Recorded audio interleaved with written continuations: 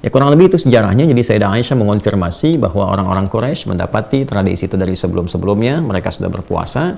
Jadi ketika Nabi mendapati orang-orang Quraisy berpuasa di 10 Al-Muharram, maka Nabi pun menunaikan puasa itu karena melihat itu sebagai tradisi yang dilestarikan dari era sebelumnya dan sifatnya baik sebagai wujud syukur pada Allah Subhanahu wa Ta'ala.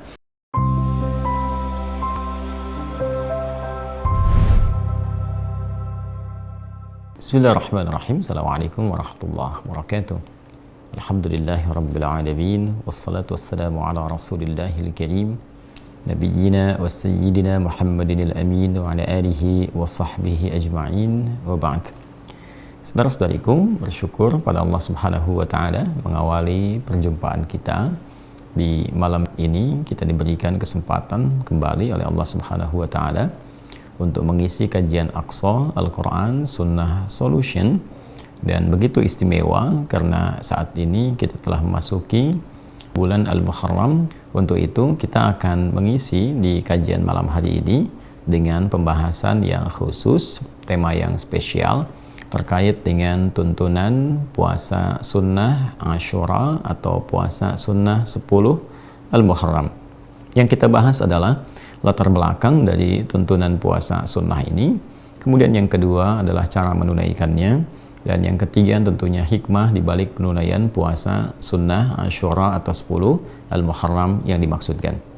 Untuk itu, karena waktu kita terbatas di pertemuan malam hari ini, kita hanya akan sampai ke waktu Isya, dan ini kajian spesial. Kami harapkan teman-teman bisa fokus kepada tema dan pembahasan tentunya.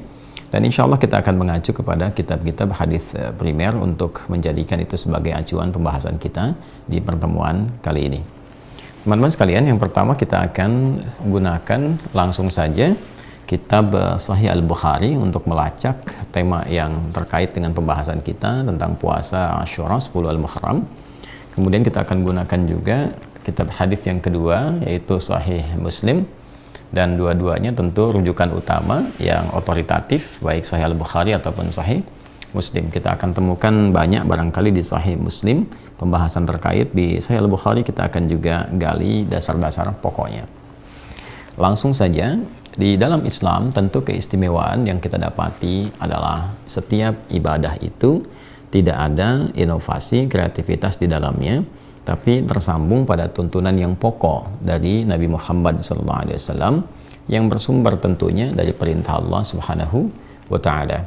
Semua terkodifikasikan dengan baik, tersanad dengan kokoh, sehingga apapun yang dikerjakan oleh umat Islam sampai dengan kapanpun, dari era Nabi Muhammad SAW sampai kini, sampai akan datang, semuanya memiliki landasan atau dalil yang sangat kuat dan bersumber dari dua sumber utama, yaitu Al-Quran, yang kedua adalah penjelasannya dari hadis Nabi Muhammad SAW, dan itu yang menjaga otentisitas ajaran Islam. Dan juga ini yang paling utama adalah kesamaan atau keseragaman dalam penunaiannya dimanapun ia berada, siapapun dan kapanpun itu dilakukan. Terkait dengan penunaian ibadah puasa Al-Muharram, tepatnya di 10 Al-Muharram atau puasa Ashura, ini juga bersandar pada ketentuan yang dicontohkan langsung oleh Nabi SAW. Kita lihat dalam dokumen yang sampai kepada kita, yaitu dalam Sahih Al-Bukhari di Kitabus Siyam. Di sini ada 97 topik di Sahih Al-Bukhari itu. Kita akan temukan di topik Kitabus Siyam, teman-teman sekalian. Ya, di halaman 281. Kitabus Siyam di Al-Bukhari disebutnya Kitabus Shaum, di hadis Muslim Kitabus Siyam. Ya, topik yang ke-30 ya.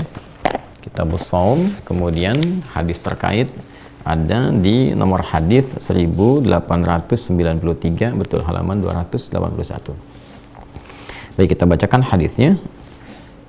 Haddatsana qala, Al-Imam Al-Bukhari menyampaikan pada kita lewat kitabnya ini, beliau mengatakan haddatsana Qutaibah ibn Sa'id haddatsana Al-Laits an Yazid ibn Abi Habib anna Araq ibn Malik haddatsahu anna Arwah akhbarahu an Aisyah radhiyallahu taala anha.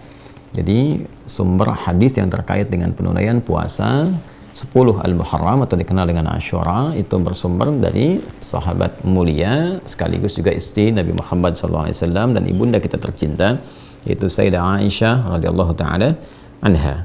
Beliau menyampaikan anna Quraisyan kanat tasumu yawma Ashura fil jahiliyah.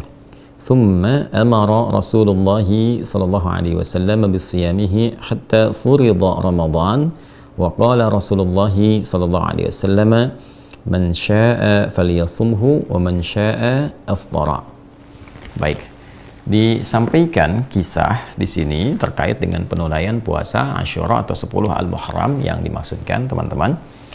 Ada latar belakang berdasarkan keterangan dari Sayyidah Aisyah bahwa di era Nabi Sallallahu Alaihi Wasallam, bahkan sejak di era jahiliyah saat Nabi awal bertugas di kota Makkah Al-Mukarramah, ditemukan bahwa suku Quraisy itu sudah menunaikan puasa ya di hari ke-10 di bulan Al-Muharram, dikenal dengan puasa Asyura ya, dari kata Asyrah Asyur yang berarti hari ke-10 ya. Jadi orang-orang Quraisy ini sudah terbiasa menunaikan puasa di hari itu, yang nanti ada keterangan lanjutan di hadis lain kita akan temukan, termasuk saat Nabi SAW hijrah ke Yathrib yang kelak menjadi Al-Madinah Al-Munawwarah. Jadi ditemukan oleh Nabi SAW kebiasaan orang-orang Quraisy, suku Quraisy di era jahiliyah telah menunaikan puasa Asyura, maka Nabi pun sallallahu alaihi wasallam menunaikan puasa dimaksud yaitu puasa Asyura, dan setelah tibanya ya hatta furida Ramadan, setelah tibanya perintah untuk menunaikan kewajiban puasa Ramadan saat hijrah ke Yathrib ya atau Al-Madinah Al-Munawwarah di tahun kedua hijrah, maka Nabi SAW menyampaikan kepada sahabat-sahabat beliau, kepada umatnya, man syaa falyasumhu wa man syaa afthar. Siapa yang masih menginginkan menunaikan puasa Asyura ini, silahkan dia tunaikan, tapi siapa yang kemudian juga hendak menunaikan fokus ke Ramadan saja dan tidak berpuasa Asyura ini, maka dia boleh melakukannya.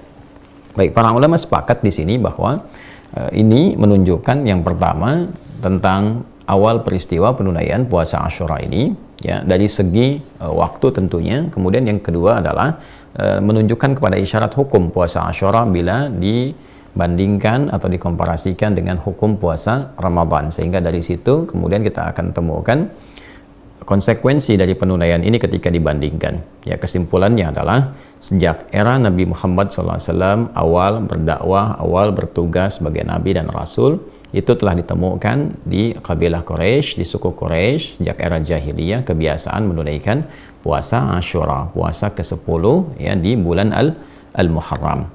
Ini menunjukkan bahwa ada silsilah penunaian ini yang kita nanti akan lacak di hadis-hadis lainnya, bagaimana kemudian suku Quraisy bisa terbiasa menunaikan puasa dimaksud. Jadi nanti kita akan temukan di aspek pembahasan lain bahwa ada tradisi-tradisi di zaman jahiliyah juga yang nanti disikapi dengan 4 hal dalam syariat Islam. Ya, di antara 4 ini ada yang diteruskan oleh Nabi, diakomodir oleh syariat Islam, karena memang ini juga selain punya sanad ke era-era sebelumnya yang tersambung pada nabi-nabi sebelumnya, juga yang kedua memang memiliki nilai-nilai kebaikan, value-nya positif. Ya, karena itulah kemudian diakomodasi oleh syariat Islam dan diteruskan. Nah, hukumnya nanti bisa berbeda-beda ya. Kebanyakan itu kalau tidak itu mubah diperkenankan atau juga bisa menjadi sunnah. Ya, di antara yang diadopsi ini adalah terkait dengan puasa Asyura, kemudian dilestarikan, bahkan dicontohkan, dilakukan oleh Nabi Sallallahu Alaihi Wasallam, karena nanti kita akan temukan di hadis lain sanadnya juga tersambung pada kebiasaan umat-umat yang lalu sampai ke eranya Nabi Musa alaihi salam. Kita akan temukan itu dalam membahas hadis yang lainnya. Jadi kita bisa dapati bahwa di era-era Nabi awal berdakwah itu suku Quraisy telah menunaikannya, artinya ada kebiasaan yang berlanjut dari sebelumnya sampai ke era Quraisy di masa jahiliyah. Ini menunjukkan juga bahwa ajaran-ajaran nabi-nabi sebelumnya itu bersambung. Kalau saya lompat sedikit untuk memberikan bocoran, kita akan temukan di hadis lain nanti bahwa puasa ini ditunaikan ya sebagai tradisi yang terus bersambung sampai eranya Nabi Musa alaihi salam, sebagai rasa syukur pada Allah Subhanahu wa taala, karena di hari itu, di tanggal itu, Nabi Musa alaihi salam dibebaskan oleh Allah, dalam arti diselamatkan dari kejaran Firaun dan bala tentaranya.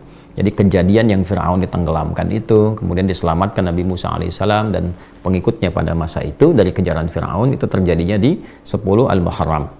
Ya, sehingga dikenal dengan Asyura, dari kata Asyura, hari ke-10 di bulan Al-Muharram. Maka untuk mensyukuri peristiwa itu, ya, orang-orang pada masa itu menunaikan puasa sebagai bentuk syukurnya kepada Allah Subhanahu wa taala.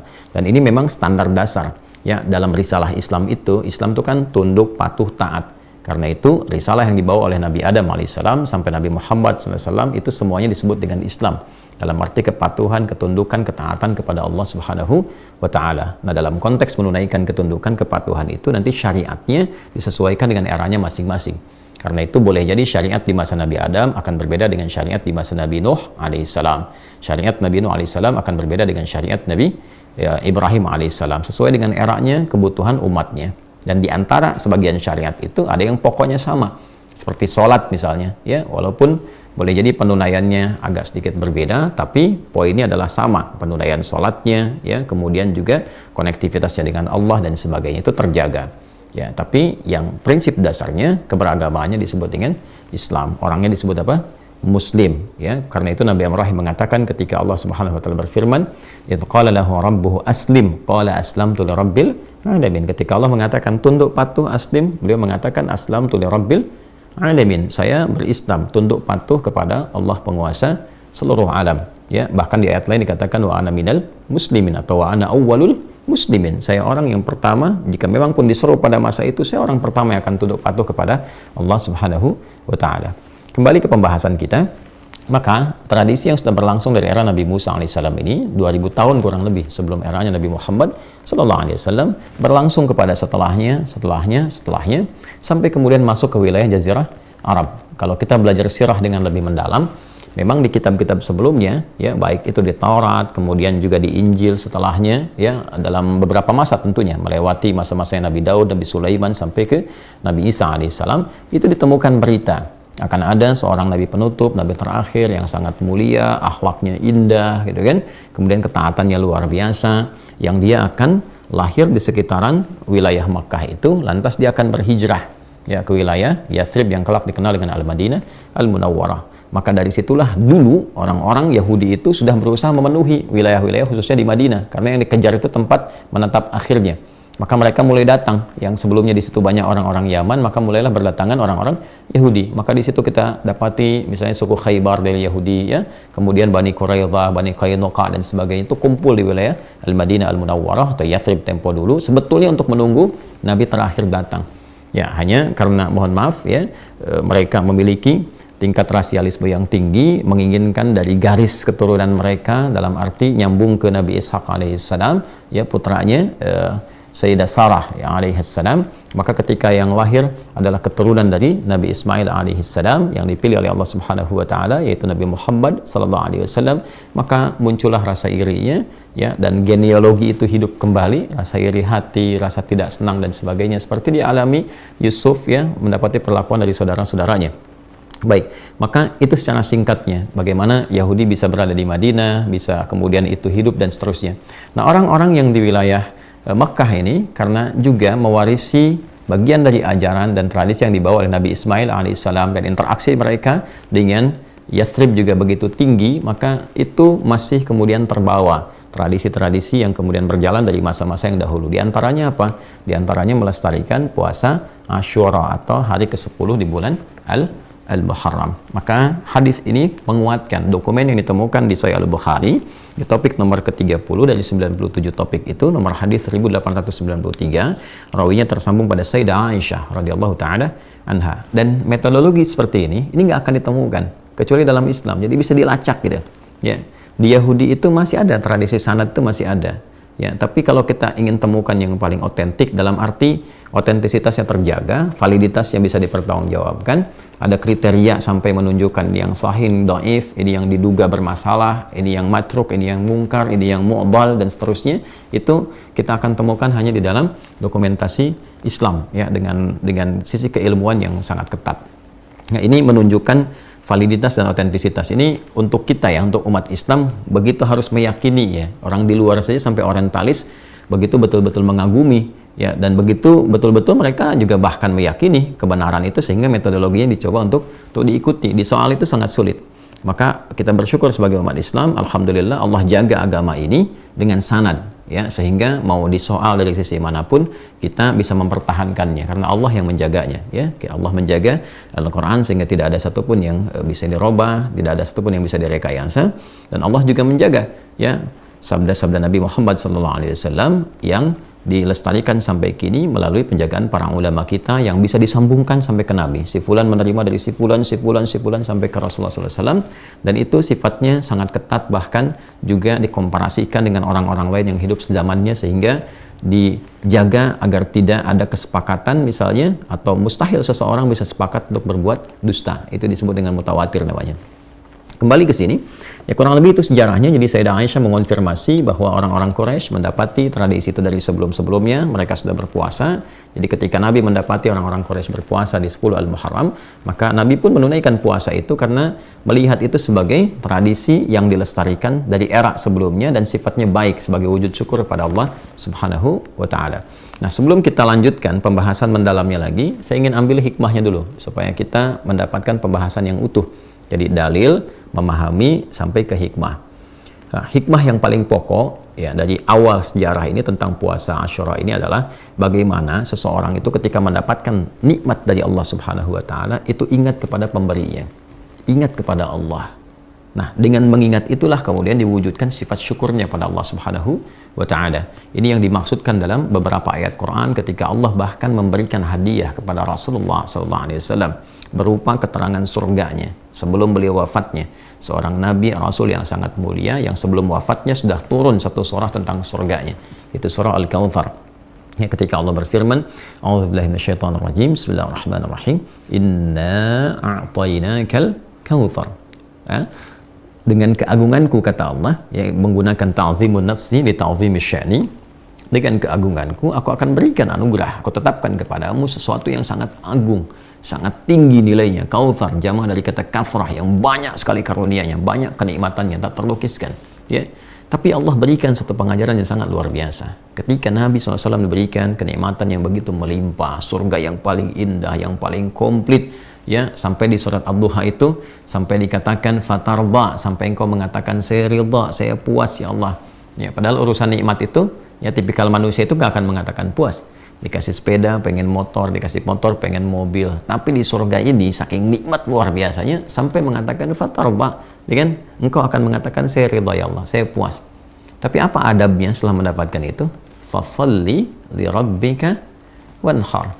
Ya, maka ketika mendapatkan nikmat itu, ya, bukan sekedar terima kasih, bersyukur, senang, atau merasa sudah mendapatkan jaminan surga lantas berbuat ya apa saja yang diingini, tidak. Tapi Allah melatih adab di situ. Fasalli, maka sholatlah, perbanyaklah konektivitas dengan Allah, tersambung, jangan sampai punya hubungan yang tidak baik, ya, baik itu secara fisikal. Sholat kan menggunakan, ya, ibadah itu menggunakan fisik kan, ya, wanhar, dan berkurbanlah atau menggunakan ibadah harta, ya. Jadi ketika Allah tambahkan harta, diberikan kenikmatan, syukuri dengan harta itu seperti Allah perintahkan, ya. Ketika Allah berikan kesehatan, koneksikan diri kita dengan Allah. Ketika Allah berikan nikmat yang begitu berlimpah. Nah, pelajaran di puasa Asyura ini memberikan kesan yang serupa. Ketika Nabi Musa alaihissalam diselamatkan dan kaumnya dari kejaran, bahkan ancaman, ya, eksekusi dari Firaun dan bala tentaranya itu, maka yang pertama dilakukan apa? Ketika diselamatkan, mereka mensyukuri semua nikmat itu dan mengoneksikan itu dengan Allah Subhanahu wa Ta'ala. Ya, membangun hubungan baik dengan Allah. Ini pelajaran besarnya. Jadi jangan sampai ada orang juga menunaikan puasa Asyura tapi lupa dengan Allah. Itu poinnya. Ya, berapa banyak Anda yang diberikan kenikmatan harta oleh Allah? Apakah sudah mengingat Allah atau belum? Bagaimana dengan sholatnya yang walaupun tuh nggak usah bayar gitu? Allah sudah kasih Anda rumah yang begitu mewah, mobil yang sangat luar biasa, kehidupan luar biasa. Sampai seringkali Anda bikin konten untuk menunjukkan Anda berhasil ini dan itu, atau Anda tidak bikin pun Anda merasakan kenikmatannya. Tapi bagaimana hubungan Anda dengan Allah yang bahkan tidak menggunakan uang pun kadang-kadang masih malas untuk dilakukan? Maka bertakwalah pada Allah Subhanahu wa Ta'ala. Ketika Rasulullah SAW diberikan surga saja, perintah Allah pertamanya apa? Jaga hubungan baikmu dengan Allah, tingkatkan sholatmu. Itu yang menjadikan Nabi bangun malam sampai bengkak kakinya, sampai ketika ditanya oleh Sayyidah Aisyah radhiyallahu ta'ala anha, kenapa mesti begini ya Rasulullah SAW? Ya, au kama qalat. Maka apa Nabi yang dijawab oleh beliau SAW? Afala akunu abdan syakura. Itu jawaban indahnya. Apa nggak boleh aku menjadi hamba yang bersyukur? Itu kalimatnya. Ya, apa nggak boleh aku menjadi hamba yang bersyukur? Jadi Nabi mengekspresikan ya sifat syukurnya kepada Allah dengan meningkatkan ibadahnya. Sholat nggak bayar, apa nggak boleh ditambah gitu kan? Sementara Allah berikan sesuatu yang bahkan kalau kita kumpulkan amal kita nggak akan sanggup menandingi pemberian Allah itu. Ya nggak akan cukup, kalau bukan karena rahmat Allah itu nggak akan bisa menandingi itu semua. Itu poinnya. Jadi jangan sampai Allah berikan anugerah, ada yang dapat misalnya promosi jabatan, Masya Allah, ya teman-teman dapat promosi jabatan di birokrasi kah, di institusi kah, di militer kah, TNI, Polri-nya, di birokrasi misalnya dan sebagainya. Ya ingat, kalau SK-nya bukan dari Allah yang menghendaki, nggak akan jadi itu, ya kan? Dengan jabatan itu sudah kenal Allah belum? Sudah tersambung belum? Ini poinnya. Jadi bukan sekedar babnya Anda menahan lapar, haus dari mulai subuh sampai dengan datang maghrib, tidak. Bagaimana ibadahnya meningkat nggak? Minimal sholatnya. Ya. Nah ini, pun demikian dengan diberikan nikmat harta, nikmat pengetahuan. Jaga hubungan dengan Allah. Sholat. Bagaimana baca Qur'annya. Baru kemudian masuk kepada bab hartanya. Bagaimana sedekahnya dan sebagainya. Itu poinnya. Jadi ini dasar pertama kali yang ingin saya sampaikan bahwa ada tradisi-tradisi baik yang diakomodir, tapi pesan moral dan hikmah yang dibawa dari situ adalah bagaimana membangun kedekatan dengan Allah Subhanahu wa Ta'ala. Ini dasar pertamanya ya, sebelum kita bicara ke teknisnya. Jadi saya senang membahas itu lebih runtut, lebih dalam, sehingga kita bisa mendapatkan secara komprehensif pemaknaan dari setiap ibadah yang kita lakukan. Ini poin dasarnya. Kemudian juga di sini ada pesan-pesan yang cukup menarik ya. Ketika ada tradisi-tradisi yang baik, yang punya value baik, tidak bertentangan dengan syariat yang dibawa, yang diperkenalkan dan dicontohkan, serta dituntunkan dalam Islam, maka di situ tidak tertolak untuk dilakukan. Ya, apalagi bila ada nilai-nilai itu yang menguatkan ibadah-ibadah dalam Islam. Ya, contohnya tadi, puasa Asyura. Ya, kemudian nanti ada hal-hal yang lain-lain lagi. Ada yang sifatnya pada aspek sosial, ya seperti laqab misalnya kunyah itu Abu, ya Nabi Muhammad SAW itu disebut dengan Abul Qasim, ya nanti ada Abu Talib, ya dan seterusnya. Kenapa menggunakan Abu? Itu tradisi jahiliyah awalnya. Jahiliyah itu bila ingin menghormati seseorang yang dianugerahi oleh Allah anak pertama, ya kan? Jadi begitu dia punya anak pertama, maka diselamati oleh orang-orang lain, diberikan takrim, ya memuliakan dengan mengatakan bapak pada anak pertamanya. Misalnya anak pertama Rasulullah SAW Al-Qasim, maka dikenal dengan Abul Qasim.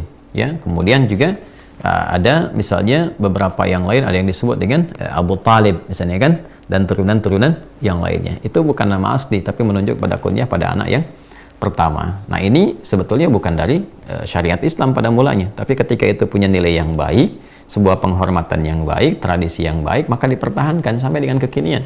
Ya, bahkan beberapa kan disebut dengan nama anak pertama atau dilekatkan kadang-kadang pada laki-lakinya. Bahkan pada orang yang berharap menginginkan punya anaknya akan diberi nama si fulan dan dilekatkan nama abunya.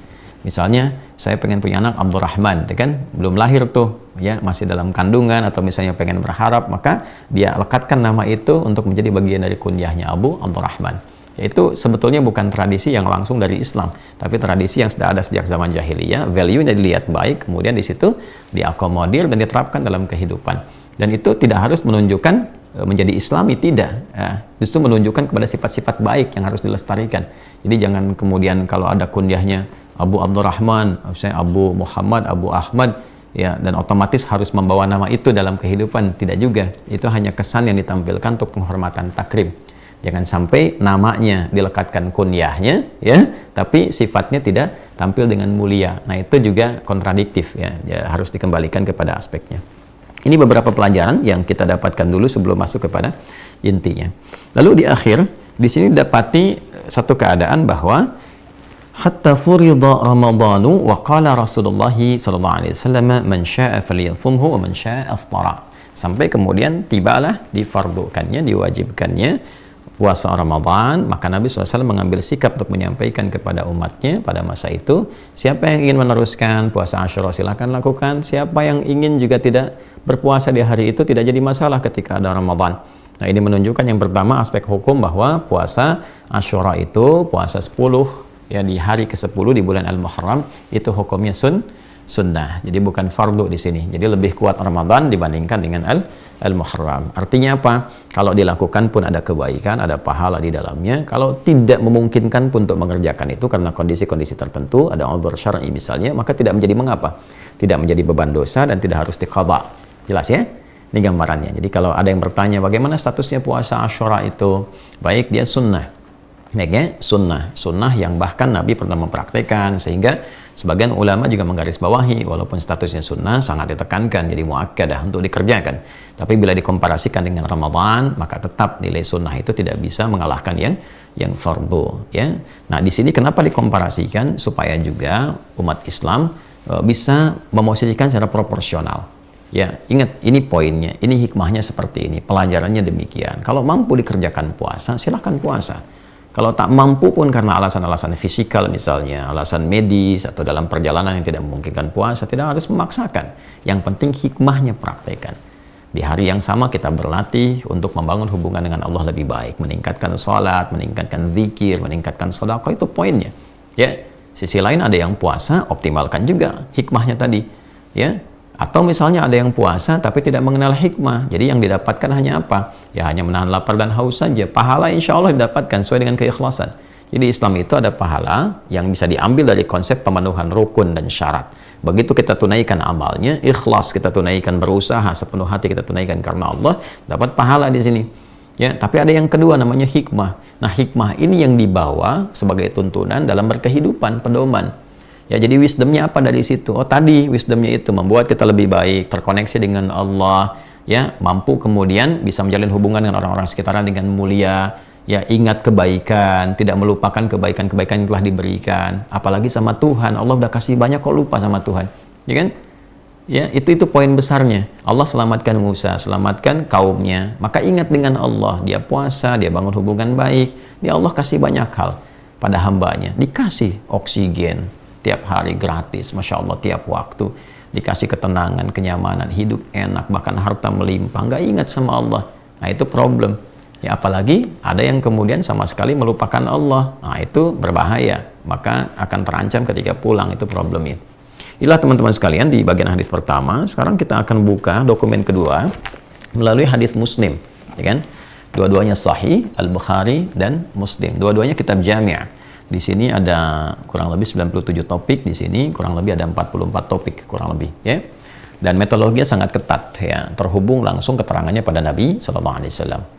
Ada mungkin yang bertanya, Ustadz, kenapa kok ada beragam kitabnya? Ingat teman-teman, ini kan hidupnya, ya, walaupun nanti ada yang di satu era, beda era, cuman kan kemampuannya berbeda dalam mengumpulkan hadis. Imam Al-Bukhari ada batasan hidupnya yang dikumpulkan oleh beliau, oh ketemunya sekian, dengan dikumpulkan, dirapikan. Ketika ini meninggal, muridnya meneruskan, ya kan? Kemudian melengkapi metodologinya, kan, supaya lebih mudah diakses, lebih mudah kemudian untuk menentukan topiknya, lebih terkualifikasikan. Ada lagi, jadi semua satu dengan yang lainnya punya kualitas yang sama-sama kualitasnya sahih dan saling melengkapi. Yang nggak ditemukan di sini ada di sini. Nanti aspek-aspek yang terkait dengan pola ibadah ditemukan di kitab Sunan. Ya, kalau Anda ingin mencari menurutan jumlah hadis, ditemukan di kitab, misalnya ada Mu'jam, ya, Mu'jam untuk mencari hadis-hadis dari aspek A, B, C atau dari alif sampai dengan ya. Kalau Anda ingin melihat siapa perawinya, berapa banyak hadisnya, kitabnya apa? Musnad. Baik, di sini kita akan temukan juga di Kitabus Shiyam. Di sini teman-teman sekalian topik nomor 13. Jadi kurang lebih dari 44 itu topik nomor 13. Dan di subtopik yang 19 sampai 20. Ini spesifik di sini. Kalau yang tadi diikutkan kepada topik umum Kitabus Shaum topik nomor 30, yang ini subtopiknya langsung bab shaum yaumi Asyura, ya kan? Topik pembahasan tentang puasa Asyura. Yuk kita lihat. Bismillahirrahmanirrahim. Qala al-Imam Muslim rahimahullahu taala, Imam Muslim menyampaikan, haddatsana Zuhair bin Harb, haddatsana Jarir an Hisham ibnu Urwah an abihi an Aisyah radhiyallahu taala anha. Baik. Ini Masya Allah mengonfirmasi yang disampaikan oleh Imam Al-Bukhari. Jadi hadis sahih yang disampaikan oleh Imam Al-Bukhari dikonfirmasi juga di Imam Muslim. Ini menunjukkan bahwa apa? Hadisnya valid, otentik, dan semua jalur mendapati itu, baik jalurnya Imam Al-Bukhari juga jalurnya Imam Muslim. Inilah keunggulan dalam Islam. Jadi konfirmasi dari jalur manapun ketemu. Ya, bukan hanya dari satu orang. Kalau satu orang kita bisa meragukan. Si fulan, dari mana si fulan dapatnya? Tahu dari mana kalau itu dari Nabi? Maka di Islam itu, baik si fulan menerima. Di era si fulan itu ada siapa lagi yang menerima? Oh, ternyata bukan hanya si fulan lagi, si fulan lagi. Lanjutkan ke atas. Dari mana jalurnya? Si fulan sampai ketemu Rasulullah sallallahu alaihi wasallam. Dan di setiap tingkatan atau disebut dengan tabaqah itu dipastikan, ya, mereka semuanya harus benar informasinya, benar keadaannya, akhlaknya juga bagus, dan tidak ada kemungkinan untuk berdusta. maka masuklah kemudian derajat hadis mutawatir. Nanti baru diambil sanadnya ke bawah, ya, kepada sahih. Ada 5 syaratnya. Mattasala isnaduhu binaqlil adlid dhabiti li'anil adlid dhabiti min ghairi syudzudin wa illatin qadihah. Mattasala isnaduhu, ya, sanadnya harus bersambung. Tadi yang saya sampaikan, nanti ada mutawatir, ada masyhur, ada yang tingkat yang rendahnya ahad, ya kan? Itu pun nanti ada kualifikasinya lagi. Binaqlil adli, harus adil yang meriwayatkannya. Nanti ada kualifikasi apa yang disebut dengan adil itu. Kemudian dhabit, kuat ingatannya, nggak boleh beda sampai titik komanya. Jangan sampai sekarang bicara A, 5 menit kemudian beda, atau bahkan 5 menit kemudian atau 2 detik kemudian jadi koma, jadi titik misalnya, yang tadinya koma jadi titik, titik jadi koma. Itu bisa turun kualitasnya dari sahih menjadi hasan, ya, dari istilah yang disampaikan oleh Imam At-Tirmidzi. Kemudian anil adli dhabiti min ghairi syudzudin wala illatin qadihah, tidak ada problem, ya. Kemudian illah qadihah, baik itu pada pribadi orang yang meriwayatkan atau dugaan pada hadis-hadis yang disampaikannya, kalimatnya bermasalah nih, ini nggak mungkin dari Nabi nih, ini bertentangan dengan hadis yang lain, apalagi dengan Quran, maka akan masuk pada kualitas hadis yang lemah, bahkan yang terpinggirkan atau yang ditinggalkan. Baik itu hadisnya matruk, mungkar ataupun maudhu', dikenal dengan 3M. Nanti di ilmu hadis ya, kapan-kapan belajar. Baik, bismillahirrahmanirrahim. Apa hadisnya? Dari Sayyidah Aisyah radhiyallahu taala anha, di sini disampaikan qalat, beliau menyampaikan, kanat Quraisyun tasumu Asyura fil jahiliyah wa kana Rasulullah sallallahu alaihi wasallam yasumuhu falamma hajara ila al-Madinati samahu wa amara bisiyamihi falamma furida syahru Ramadhan qala man syaa'a samahu wa man syaa'a tarakahu. Nah, ini ya, lebih jelas kalimat yang disampaikannya mengonfirmasi dokumen yang pertama tadi yang disampaikan dari Sahih Al-Bukhari. Di sini diutarakan kanat Quraisyun tasumu Asyura, ya, adalah suku Quraisy itu ya sudah terbiasa menunaikan puasa Asyura fil jahiliyah, di era jahiliyah. Jadi kalau disebutkan Quraisy kan bermukimnya di Mekah, ya kan, sebelum Nabi SAW hijrah ke Al-Madinah, ya. Wa kana Rasulullah SAW yasumuhu, dan adalah juga Nabi SAW menunaikan puasa Asyura itu. Jadi sebelum hijrah ke Al-Madinah Al-Munawwarah atau ke Yathrib sebelumnya juga beliau sudah menunaikan puasa Asyura. Ini pada keterangan yang pertama. Falamma hajara ila al-Madinati, ya, maka tatkala beliau berhijrah ke Madinah, shamahu, beliau tetap konsisten menunaikannya, tetap puasa dengan Asyura ini, wa amara bisiyamihi, dan juga memerintahkan sahabat-sahabat beliau untuk menunaikan puasa Asyura ini. Sehingga ada beberapa atau segelintir dari kalangan ulama yang memandang bahwa ini kayaknya diduga ini pernah diwajibkan. Ada yang menduga demikian, walaupun yang terkuat itu bukan wajib hukumnya, tapi lebih kepada sunnah, atau kalaupun paling kuat sunnah muakkadah yang sangat ditekankan. Dari mana taunya? Nah, ini falamma furida syahr Ramadhan, maka tatkala diwajibkan puasa Ramadan itu, yaitu turunnya kewajiban puasa Ramadan, yaitu pada tahun kedua Hijriyah, qala, maka beliau kemudian menyampaikan Nabi SAW, man sya'a shamahu wa man sya'a tarakahu. Siapa yang masih berkenan puasa, puasa nggak apa-apa. Wa man sya'a tarakahu, atau yang tidak puasa pun di Asyura, ya nggak apa-apa, nggak puasa juga Asyura, ya. Nah, ini menunjukkan bahwa hukum puasa Asyura ini bukan fardu, ya. Kalau dia fardu nih, saya tetap berlangsung, kan cuma sekali dalam setahun, ya. Masa terhapus oleh Ramadan seketika. Tapi ini menunjukkan kesan bahwa ini tadinya dibiasakan, tradisi yang dilangsungkan, diteruskan, kan, yang ditekankan sebagai sunnah. Tapi ketika ada Ramadan, Nabi memberikan penjelasan supaya tidak dipandang sebagai wajib. Ya, ini hukumnya sunnah, silakan mau lakukan, silakan, enggak juga nggak ada masalah. Yang penting kau bisa belajar dari hikmahnya, dari prosesnya, dan dari pendekatan kepada Allah Subhanahu wa Ta'ala.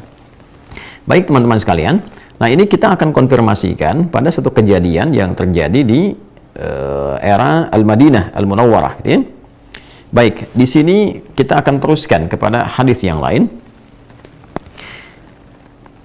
Jahiliyah, ke era jahiliyahnya dulu. Kita akan ambilkan ke bintang 3-nya di 119. Jadi di Sahih Muslim itu untuk mengonfirmasi hadis sebelumnya dikasih hadis lain untuk penguat, ya. Biasanya dikasih titik atau saya istilahkan dengan bintang, karena menyerupai titik itu ada yang dibintangin, ini ada yang titik-titik seperti itu, ya.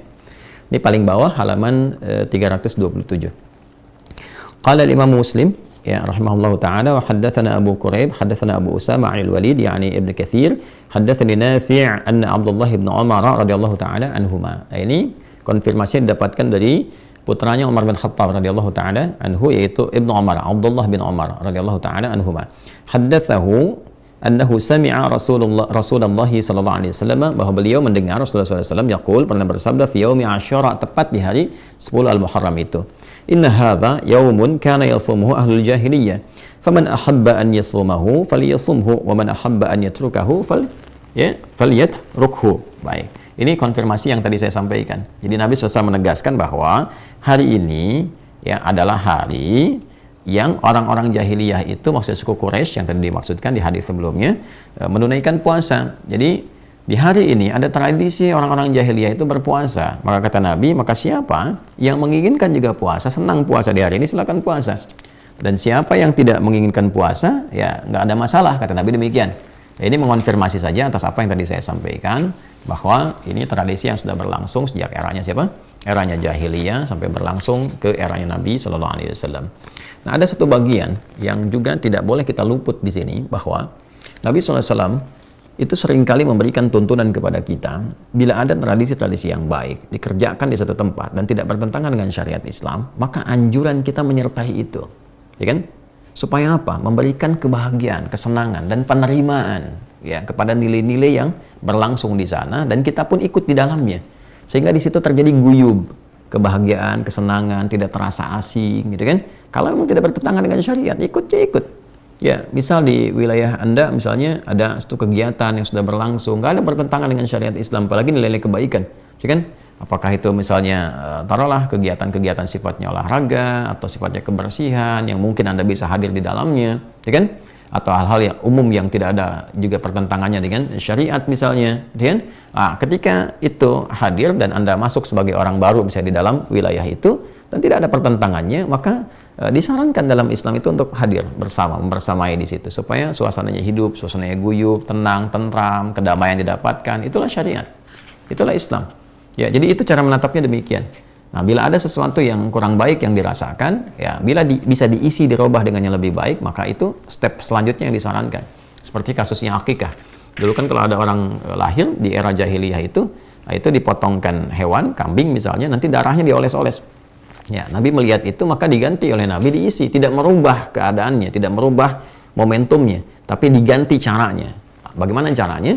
Maka disembelihkan dengan nama Allah, ya kan, Bismillahirrahmanirrahim, dagingnya dibagi, jadi nggak usah dicoretin lagi. Nabi jelaskan kan, apa faedahnya mencoret-coret ini? Ya, hanya menimbulkan kotoran, mungkin mendatangkan juga penyakit dan sebagainya. Lalu dijelaskan, ya tidak harus menghilangkan kebahagiaannya, potong hewannya, bagikan kemudian kepada masyarakat, kalau bisa dimasakin, masakin dan seterusnya, sehingga kebahagiaan yang ditebarkan, ya bukan mendatangkan sesuatu yang kontradiktif. Nah, kembali ke sini teman-teman sekalian, sekarang kita akan lihat era ketika penunaian puasa Asyura ini hadir di Yathrib. Kalau jahiliyah kan telah selesai kan? Nah, ini jahiliyah tersambung nasabnya ke atas. Nah, sekarang ketika Nabi hijrah sallallahu alaihi wasallam ke Madinah itu, bagaimana situasinya? Tadi saya katakan di awal sudah ada komunitas Yahudi kan, yang sudah datang di era-era sebelumnya, jauh sekali sebelum Nabi SAW dilahirkan, karena sudah ada ramalan di kitab-kitab sebelumnya bahwa akan datang seorang Nabi Rasul hijrah ke situ dan akan menetap juga di situ. Maka banyak orang Yahudi itu menunggu kedatangan Nabi terakhir karena mereka menginginkan dari genetik atau genealogi mereka, nasab mereka, kan, sehingga mereka punya kebanggaan, ya, rasialismenya meningkat lagi dan seterusnya.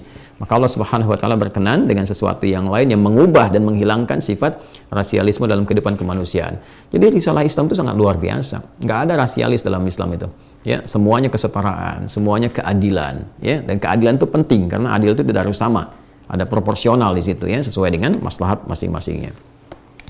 Baik, bismillahirrahmanirrahim. Kita akan sambungkan dulu ke era Yahudi di sini, ya, ketika Nabi SAW masuk ke Madinah. Baik, kita teruskan. Hadisnya ini dari Ibnu Abbas radhiyallahu taala anhuma di halaman 328, masih di Kitabus Shiyam, topik ke-13, ya. Hadis nomor 1130 paling kanan sebelah bawah di kitabnya. Qala al-Imam Muslim rahimahullah taala, Imam Muslim menyampaikan, haddatsana Yahya bin Yahya akhbarana Hushaim an Abi Bishr an Sa'id ibn Jubair an Ibnu Abbas radhiyallahu taala anhuma. Jadi ini sanad informasinya, ya, tersambung kepada Ibnu Abbas radhiyallahu taala anhuma. Nama aslinya sama dengan Ibnu Umar, yaitu Abdullah. Ya, kalau yang tadi anaknya Umar bin Khattab radhiyallahu taala anhu, kalau ini anaknya paman Nabi SAW yaitu Abbas, ya, radhiyallahu taala anhu. Abdullah bin Abbas radhiyallahu taala anhuma menyampaikan, qala qadima Rasulullah sallallahu alaihi wasallam al-Madinata. Ya, Nabi SAW itu tiba di Madinah. Jadi dalam hijrah, ya kemudian tiba, fawajadal yahuda yasumuna yawma Asyura. Nah, maka beliau mendapati juga orang-orang Yahudi puasa juga di hari Asyura itu. Jadi ketika Nabi SAW hijrah ke Al-Madinah Al-Munawwarah, kemudian masuk tanggal 10 Al-Muharram, didapati orang Yahudi puasa. Oke, baik. Ya, orang Yahudi juga puasa nih, sedangkan Nabi sebelumnya puasa juga kan? Waktu di era jahiliyah yang sama, di era itu juga masih jahiliyah gitu kan, ketika Islam datang itu dan ingin dientaskan. Nah, tapi yang didapati kan Quraisy sebelumnya, ya di periode Mekah. Quraisy ketika hijrah ke Al-Madinah Al-Munawwarah mendapati orang Yahudi pun puasa di hari ke-10 itu. Maka fasu'ilu an dzalika, maka mereka dikonfirmasi, ditanya untuk memastikan apa nih motifnya mereka puasa itu. Maka ditanya, ya, faqalu, maka mereka berkata, hadzal yaumul ladzi azharallahu fihi Musa wa bani Israila ala fir'auna fanahnu nasumuhu ta'ziman lahu. Faqala an-nabiy sallallahu alaihi wasallam, nahnu aula bi Musa minkum fa amara bi shaumihi. Ini yang tadi saya sampaikan, terkonfirmasi di sini. Jadi apa yang kita sampaikan insyaallah tidak keluar dari Al-Qur'an dan tuntunan sunnah Nabi Muhammad sallallahu alaihi wasallam.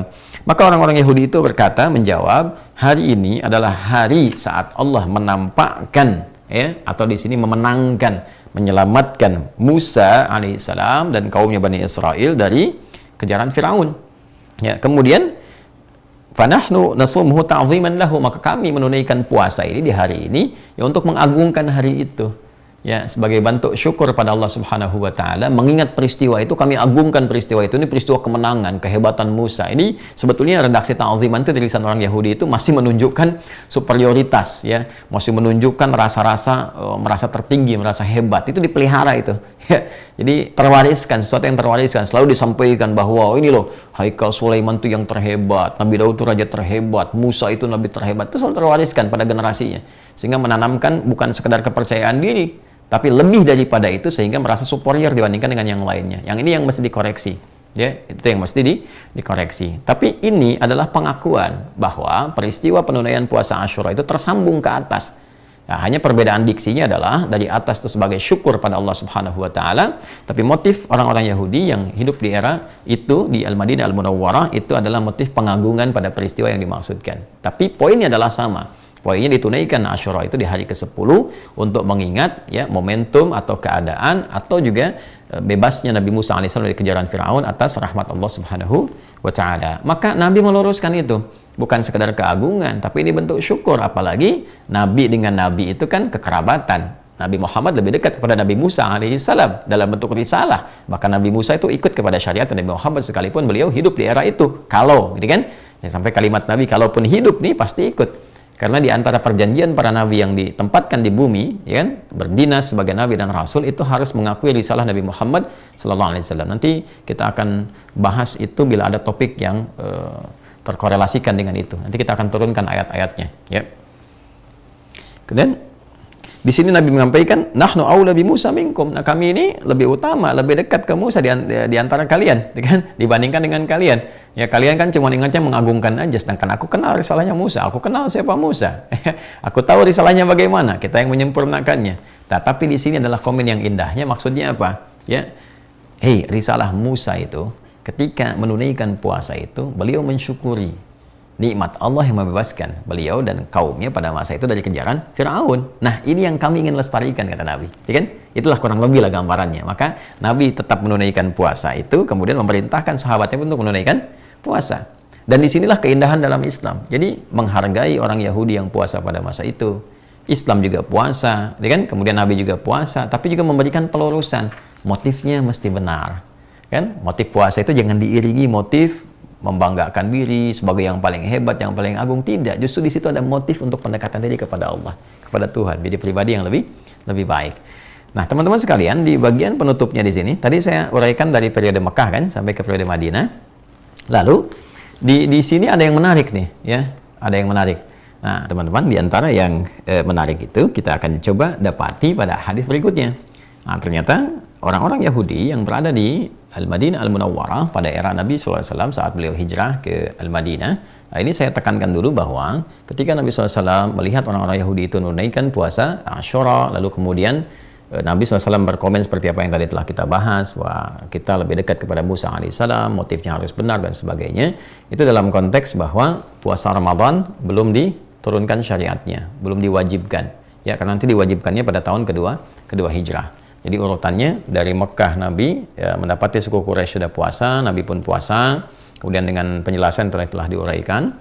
Lalu setelah itu hijrah ke Yathrib atau Al-Madinah dengan Al-Munawwarah, mendapati juga Yahudi puasa di hari yang sama, di bulan yang sama, ya, yaitu di 10 Al-Muharram atau di momentum Ashura. Maka dikonfirmasikan kepada mereka, mendapati jawaban, dan tadi telah saya uraikan penjelasannya. Dan di waktu itu belum masuk kepada tahun 2 Hijriah, ya, saat puasa Ramadan itu diwajibkan. Nanti ketika masuk bulan Sya'ban, ya, kemudian puasa Ramadan juga sudah diwajibkan, maka saatlah Nabi SAW memberikan komentar siapa yang sudah menunaikan puasa Ramadan ini, atau sudah masuk di bulan Ramadan, atau sudah berlaku kewajiban Ramadan di tahun itu, maka puasa Ashura itu menjadi pilihan. Mau dilakukan silahkan, tidak juga nggak ada masalah. Yang penting hikmahnya didapatkan dengan sempurna dan bisa diimplementasikan dalam kehidupan. Nah, kita masuk pada aspek yang sangat menarik di sini. Nah, ternyata orang-orang Yahudi itu yang berada di Madinah bukan sekedar menunaikan puasa Ashura, tapi juga memosisikan, menempatkan hari itu sebagai satu di antara hari raya mereka. Ya, yang saat itu mereka memakai pakaian-pakaian bagus, perempuannya pakai perhiasan dan sebagainya untuk mengenang masa pengagungan. Jadi mereka menggambarkan keagungan dimaksud itu bukan sekedar ditunaikan dalam bentuk puasa secara spiritual, tapi juga ditampakkan. Ya, ditampakkan dalam bentuk kegembiraan, ya, bentuknya raya mereka, dan juga menggunakan pakaian-pakaian perhiasan-hiasan.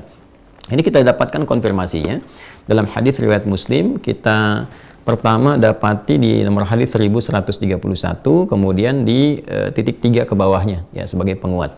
Saya sudah terangkan tadi tentang titik atau bintang ini dimaksudkan. Bismillahirrahmanirrahim. Qala al-Imam Muslim wa haddatsana Abu Bakar ibnu Abi Syaibah wa ibnu Numair qala haddatsana Abu Usamah an Abi Umaysh an Qais ibn Muslim an Tariq ibn Shihab an Abi Musa radhiyallahu taala anhu. Ini dari sahabat Abu Musa radhiyallahu taala anhu, ya, qala, beliau menyampaikan, kana yaumu Ashura yauman tu'azzimuhu al-yahudu tattakhidhuhu 'idan. Ya. Jadi disampaikan dari sahabat Abu Musa al-Asy'ari radhiyallahu taala anhu, beliau mengatakan bahwa hari Ashura itu hari yang diagungkan oleh orang Yahudi pada saat itu di Madinah, bahkan mereka menjadikannya sebagai hari raya, ya, hari Id. Faqala Rasulullah sallallahu alaihi wasallam, maka Nabi sallallahu alaihi wasallam kemudian bersabda, "Sumu antum," ya, kalian puasa aja. Ya, puasa. Jadi ini poin penting juga yang digarisbawahi. Sekalipun orang-orang Yahudi pada masa itu menjadikannya sebagai hari raya, mereka bergembira, berpesta, menggunakan pakaian-pakaian yang bagus. Nah, bukan itunya yang di-highlight oleh Nabi. Bukan poin itunya, tapi poin ibadahnya. Karena esensi dari sikap syukur kepada Allah itu meningkatkan konektivitas kepada Allah dalam bentuk peribadatan.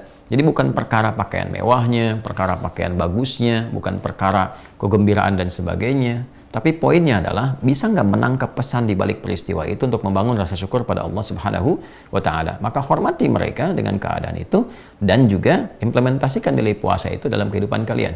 Jadi yang di-highlight oleh Nabi tetap sumu antum, kalian puasa. Dan harus ikut menggunakan pakaian-pakaiannya, atau tidak harus ikut menggunakan hiasan-hiasannya. Esensinya puasanya, dekati Allahnya. Itu poinnya. Jelas ya? Baik. Kemudian yang tadi saya katakan menggunakan pakaian dan sebagainya kita temukan di titik berikutnya. Qala al-Imam Muslim rahimahullahu taala wa haddatsana Ahmad bin al-Mundhiri haddatsana Hammad bin Usamah haddatsana Abu al-Umaysh akhbarani Qais fa dzakara bi hadzal isnadi mithlahu wa zada qala Abu Usamah fa haddatsani Sadaqah ibn Abi Amran an Qais ibn Muslim an Tariq ibn Shihab an Abi Musa al-Asy'ari radhiyallahu taala anhu qala.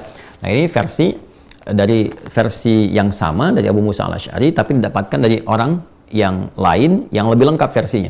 Ya, jadi inilah keindahan dalam Islam. Kalau kita nyebut di 3 orang kan kadang redaksi beda-beda kan. Ada yang menyampaikan pendek, menengah, ada yang lebih lengkap. Nah, ini dari orang yang mendengar lebih lengkap dari Abu Musa al-Asy'ari. Qala kana ahlu Khaybar yasumuna yawma Ashura yattakhidunahu 'idan wa yulbisuna nisa'ahum fihi huliyahum wa syaratahum. Ya.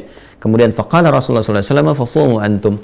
Di sini disampaikan bahwa ahlu Khaybar, jadi kalangan orang Yahudi dari suku Khaybar, jadi ada Khaybar, Bani Qainuqa, ya, Bani Aqab dan sebagainya. Ini yang Khaybar, yang punya benteng besar itu, yang kelak nanti ada peristiwa di dalamnya.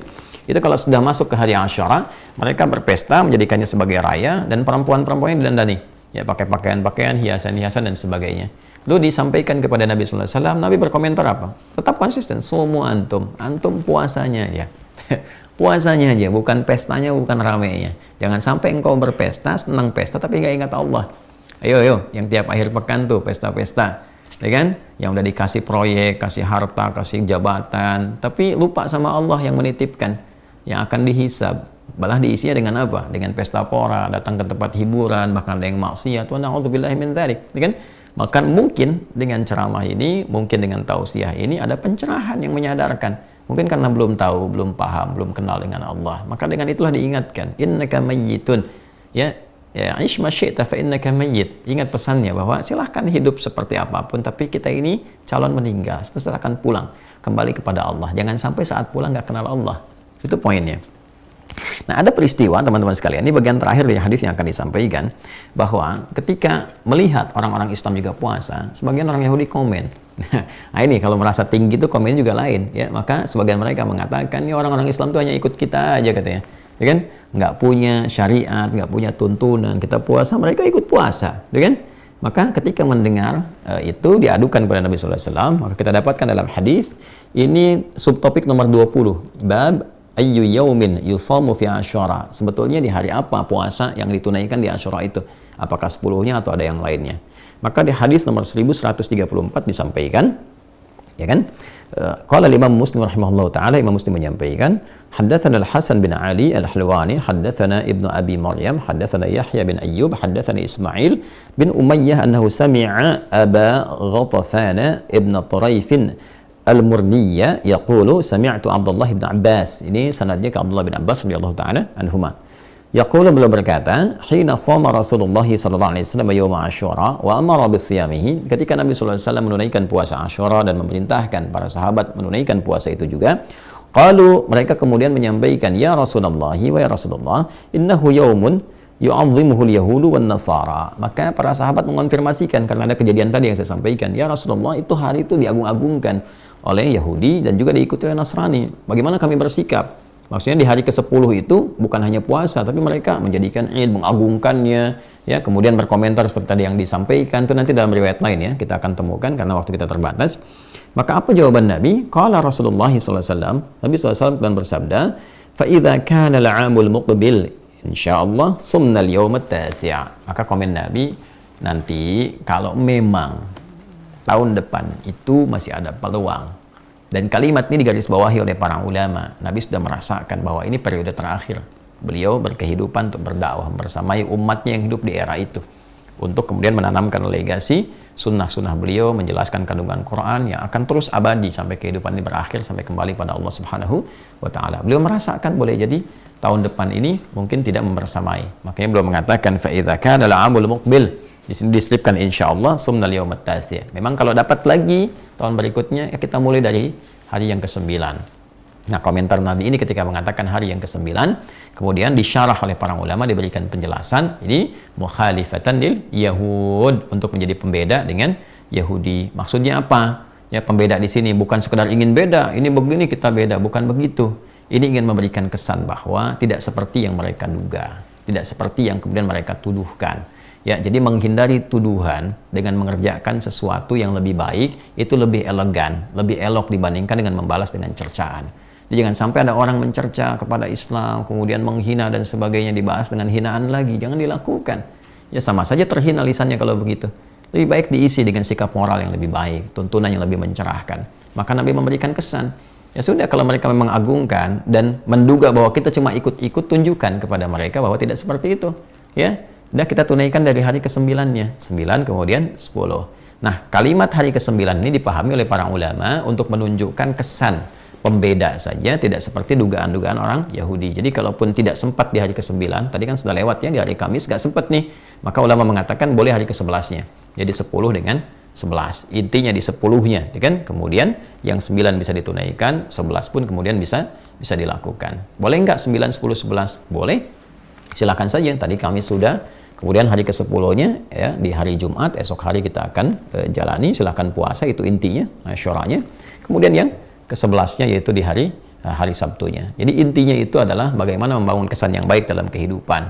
ya tidak melarutkan dalam perbuatan maksiat, mencela orang lain, menghidupkan keburukan, bukan. Jadi bukan asal beda di sini poinnya, ya. Itu poinnya. Jadi kan ada dasar di situ, mereka mengagungkan, menghebat-hebatkan, lalu menganggap kita ikut-ikutan. Nah, kita tunjukkan kepada mereka kita tidak seperti itu. Poinnya bukan gembiranya, poinnya bukan apa? Ya, bukan hura-huranya, bukan pesta poranya, bukan pakaian mewahnya, bukan. Tunjukkan kepada mereka kita beda. Poinnya adalah ketersambungan dengan Allah, syukurnya, nilai kebaikannya. Maka kita kerjakan di hari sebelumnya supaya juga mereka tidak menduga kita seperti apa yang mereka gambarkan. Hari ke-9. Ya, kalau enggak dapat pun hari ke-9 kata para ulama hari ke-11-nya. Ini untuk menunjukkan pembeda. Tapi kalau sudah paham hikmahnya, ya paham esensinya bahwa dengan puasa di hari ke-10 Asyura itu, ya di bulan Al-Muharram itu ada pendidikan batin, pendidikan jiwa, pendidikan diri ini supaya mengoreksi diri, lebih dekat dengan Allah, banyak-banyak muhasabah, banyak-banyak istighfar. Nggak jadi masalah ketika Anda menunaikan di hari ke-10-nya saja, ketika paham ini semua. Ya, tapi kalau Anda ingin tunaikan, ya ittiba'nya dengan sunnah qauliyahnya itu, dengan kata-kata yang Nabi sampaikan, silahkan mulai dari 9-nya. Kalau nggak sempat pun silahkan tunaikan yang 11-nya. Kalau bisa menunaikan puasa Asyura semacam ini, dengan hikmah muhasabahnya, menata diri, istighfar kepada Allah, menata kebaikan, maka akan apa yang didapatkan? Maka Nabi mengonfirmasikan dalam hadis yang sangat viral, diriwayatkan oleh berbagai sahabat, terutama Ibnu Abbas radhiyallahu taala anhuma, ketika Nabi SAW menyampaikan qala puasa Asyura ini ya yukaffiru sanatil lati qablahu, bisa menggugurkan dosa setahun yang telah berlalu. Ya, setahun ini tentunya kalau diistighfari, banyak dimuhasabahi, ya. Apalagi kalau kita mencoba untuk melampaui itu semua ke belakang, dari sejak balik ingat lagi bagaimana hubungan dengan Allah, salatnya, baca Qur'annya, kemudian juga yang lain-lainnya, hubungan dengan manusia, dengan orang tua, dengan kerabat dan sebagainya. Kemudian kita koreksi diri di situ untuk mendekatkan diri kepada Allah, berniat membangun kebaikan. Maka ini yang menjadikan diri kita lebih baik. Maka keberhasilan puasa Asyura ini adalah hadirnya sikap transformatif berupa baik itu karakter moral yang baik yang mengantarkan pada karakter kinerja yang mulia. Dia menjadi pribadi yang lebih baik, pribadi lebih mulia, pribadi yang mencerahkan dan membangun hubungan yang berkesan dengan siapapun yang berinteraksi dalam kehidupan. Itulah teman-teman tentang puasa Asyura. Kali ini edisi spesial, kita hanya akan berhenti di saat ini saja dan sudah akan tiba waktu Isya. Semoga Allah Subhanahu wa taala merahmati kita, membersamai kita dalam kebaikan, menuntun kita sampai husnul khatimah dalam keadaan yang baik, dan memberi kesempatan untuk menunaikan puasa Asyura ini dengan segala hikmah yang bisa kita implementasikan sebagai hamba Allah yang baik dalam kehidupan. Teman-teman, sebelum saya tutup, saya tidak bosan mengingatkan untuk meningkatkan amal soleh kita. Ada peluang teman-teman untuk melengkapi amal soleh ini dengan berwakaf melalui pesantren Mira Ma'had Islam Rafiah Akhir, khususnya untuk melengkapi, menyempurnakan asrama dan masjid yang kita akan optimalkan di 2 bulan ini agar dapat diselesaikan dengan baik. Teman-teman bisa salurkan ke rekening Bank Syariah Indonesia, BSI Bank Syariah Indonesia, nomor 111 3 kali satunya 111 4444 142 111 4444 142 atas nama Yayasan Ma'had Islam Rafiah Akhir. Demikian, semoga berkenan. Allahumma taqabbal minna innaka antas sami'ul alim wa tub 'alaina innaka antat tawwabur rahim.